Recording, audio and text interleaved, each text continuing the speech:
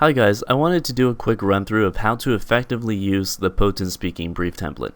If you'd like to edit it for your own purposes and change the styles around, you can right click it and click open, and that'll open the actual template file. But for most of you, you're going to click new or just double click it, and that'll be for whenever you're creating a new brief based on that template. So this is what it looks like, and before I jump into it, I want to talk about a few things. First of all, a nice feature that you're going to want to have for Microsoft Word is go to File, Options, Advanced, and scroll down to Cut, Copy, and Paste. And you have a bunch of copy and paste options here. These are really not relevant, but pasting from other programs. Choose Keep Text Only. Here's why. What that does is whenever you paste, let's say you copy a title from an article, it'll have a big font and it'll be something completely different from what your brief template actually supports. And if you paste it, then it'll ruin your formatting. But with the Keep Text Only option, then whenever you paste it, it will conform to the formatting that you have in your brief template, which is extremely helpful. So that's something that you definitely want to turn on right now if you don't already have. Next, I want to show you the style structure of this brief template. Up here in the quick style gallery, you have all the styles that you're going to need, and I'll just go through them real quick. The section is right here. This is basically for an argument, maybe strategy notes here, but you have maybe something like solvency. Won't work. That's the most generic solvency tag ever. Next you have argument, which is just basically a sub-argument, maybe something that supports that main argument. And then you have the tag, which is obviously an explanation of the evidence. A subtag, which is useful for kind of presenting something that the reader needs to know. Maybe it's a historical example or an app advocate, so you want the reader to realize that, something about this evidence. So the subtag is definitely helpful there. And then you've got the citation. Obviously, you have the citation that should be read, and you have the evidence part that should be read and the evidence part that shouldn't be read, and finally one for if you're reading the entire paragraph. So I'll go through those a little bit later, but those are the basic styles that you have. I also want to introduce you to a feature called automatic style assumptions. Basically, whenever you're, let's say, on the quote style and you press enter, it will assume that the next thing you want to put in is a tag, which is a good assumption to have. So we'll type in a tag here, and then you press enter. It assumes that the next thing is a subtag, so it automatically goes to a subtag, etc. If you don't like the assumption that it makes, you can manually change it.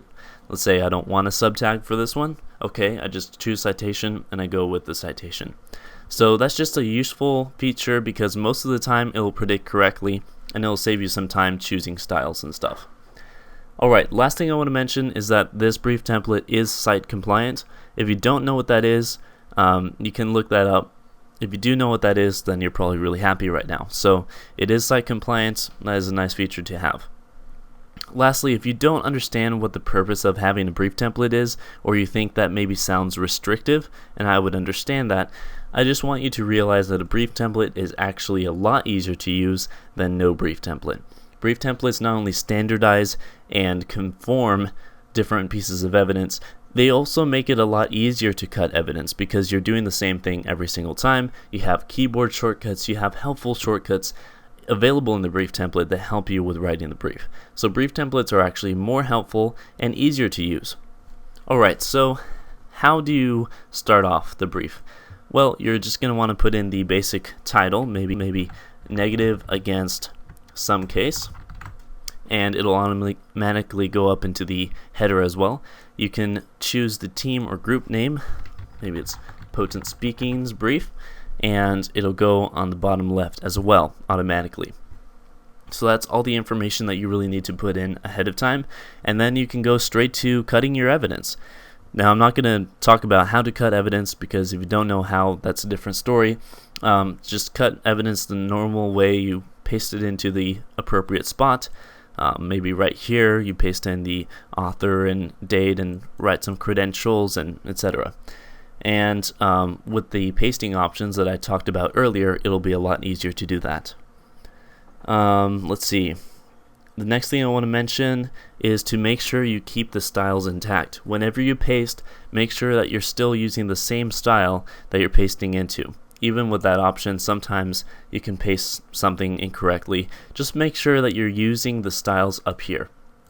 The other thing is don't manually change a style. So for example, if you want to underline this, don't press Ctrl U or go up here and underline it manually. Choose the appropriate style, which is right here. Because, well, the because is kind of a long explanation, but it has to do with Cite compliance. Basically, it'll make it a lot easier when you trade the brief with others, and it'll also be easier for you to not make mistakes with the brief. And if you want to change your brief template later, then it'll be a lot easier to do so if you've been using the styles the entire time. Alright, next thing I want to mention is don't leave quote-unquote ghost lines. What I mean by that is, let's say the automatic prediction feature chooses a tag and you don't actually want to write a tag right there, and you just press enter to the next thing. The problem is the tag is still left, and the tag will show up in the table of contents later. So make sure that if it chooses something that you don't want, then go and manually change the style instead of pressing enter again and just ignoring it. I call those ghost lines. Alright, the next thing I want to mention is after you've cut your evidence, make sure to use the headings to organize it nicely. They show up nicely in the table of contents, and it makes it a lot easier to find the piece of evidence you're looking for. How to update the table of contents: you right click it, click update field, and it's done. Sometimes you click update field and it'll pop up a box asking you if you want to adjust the entire thing or just change the page numbering. By default, I just click update the entire table. Okay, the next thing to mention is always add strategy notes to your briefs. That's just a best practice. That'll make it a lot easier for you to remember later, and it'll be a lot easier for people who you give the brief to. Also add a one-page strategy sheet, and if you don't know what that is, then you probably haven't read my website enough, because I've mentioned that several times. And the other thing is use the notes feature. There's a style in here called notes. By the way, this tag should be removed. Notes is basically just an explanation, not to be read out loud, but it's for the reader of the evidence to see, oh hey, there's something that's important for me to realize. Maybe you can add some rhetoric here or an impact or something that needs to be said in the debate round. Notes are really helpful because they're in line and they're in your face. Lastly, keyboard shortcuts. I'm not going to go through them all right now. They're available at the bottom of the strategy notes here. Obviously, when you write your brief, you're going to replace all this stuff, but it's there. It's kind of a bunch of explanations of how to use the brief, just to remind you. And lastly, if your club does not have a brief template, consider getting one. Whether it's this one or a different one, this one is nice because it has pretty much every feature you could ask for, but if you want some other brief template or you want to modify it, that's fine. Your club should have a standard brief template. That's going to help you out a lot. It's going to help club cohesion, and it's going to help you when you're trading briefs to be able to use the same thing. And this brief template will be used for my source book, which I'm working on currently, so you can look forward to that, to beautiful evidence from the Potent Speaking brief template.